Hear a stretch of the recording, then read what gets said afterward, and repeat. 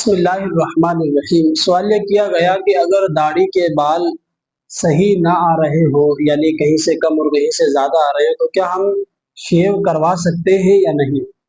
देखें, एक मुट्ठी दाढ़ी रखना ये शरअन वाजिब है। अगर कोई शख्स एक मुट्ठी दाढ़ी से घटाता है तो ये नाजायज़ और गुनाह है।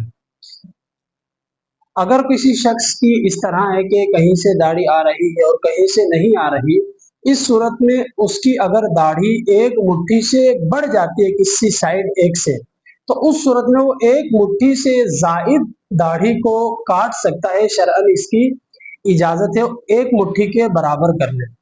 एक मुट्ठी से कम करना या कहीं से नहीं आ रही कहीं से आ रही है तो तरशवाना ये नाजायज़ो गुनाह है, इसकी शरअन इजाज़त नहीं है।